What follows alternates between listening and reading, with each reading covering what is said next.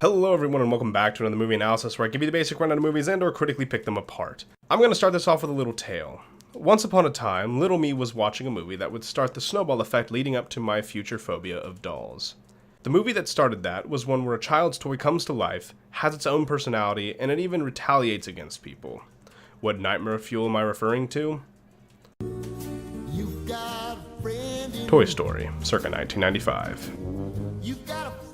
I mention all of this because the movie we are looking at today is called The Boy, which is just a roller coaster of plot that I can't wait to unwind. Starting off right into this with its symbolism, the doll, the mask, and the labyrinth.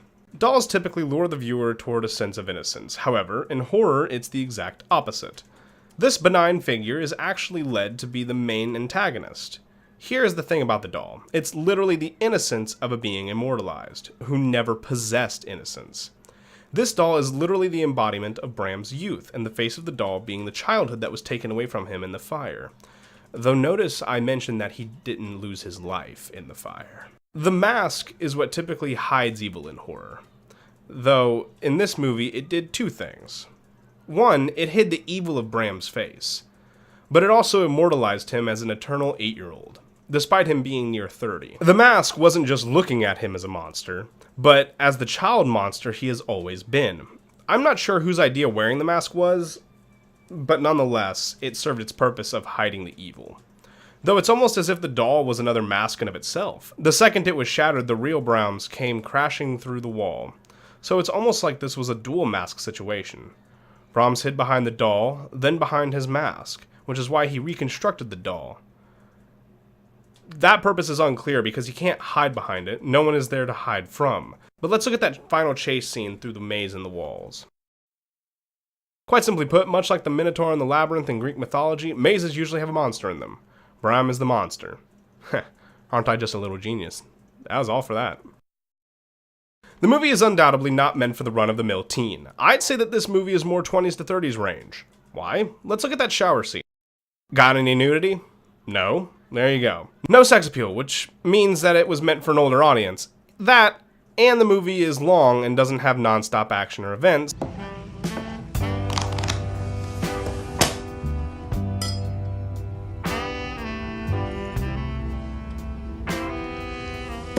So your audience is typically one that has a longer attention span. In the genre of psychological horror, this movie takes the cake, as far as I can tell, by hitting all of the necessary angles to be in the movie. It has a major plot twist, paranormal activity, a villain you don't know how to feel about until the very end, a mystery family, wealth, and the protagonist is young. Tends to be how it works stereotypically. There are exceptions to that rule. This movie does something strange, however, which is why it's more psychological horror and not just horror. The spirit makes Greta a sandwich. Now, I know that's a stupid sentence, but this is leading into something that I can't fully answer. Brahms behaves like an 8-year-old, and in that, he behaves like a child. Much like when Jason was misbehaving in Friday the 13th, Brahms listens to Greta and follows her orders like any disobedient child, which is almost like his innocence was retained, or rather, the level of it that he possessed when he started the fire. It's curious to say the least. The old couple committing suicide to get away from their demonic son is something that made sense when I thought he was a doll, but as a grown man makes less sense.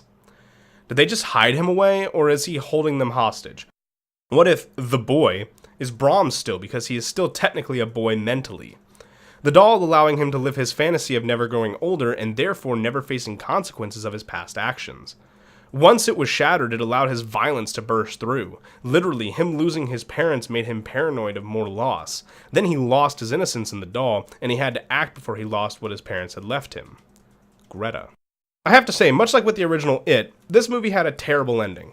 I loved this movie up until then. Not the fact that Brahms was alive, that was a plot twist I enjoyed, but I didn't like how he survived. As I mentioned earlier, what's the point? All he has left is the doll and the house. Who is he hiding from? Now what is the doll to him? Is he going to live in the house itself or still in the wall? Personally, I feel like he could have died and it'd been a much better ending. Or he could have secretly been in the car. I don't know. Something to justify a brash ending and not this, oh, so now what mentality. My thought wasn't, I bet it's for a sequel. It was, is he just going to stay in that house? Wouldn't the cops be called now? Kinda ruins the horror vibe after the movie when you overpower with logic. Had he just died, it would have been chilling. Why, if he was trapped in a fire, is only his face burned? That has been bugging me for the last few days. Thank you all so much for watching. Remember to leave a like and subscribe for more videos, and drop a comment of what you think of The Boy. I'll see y'all next time. Peace.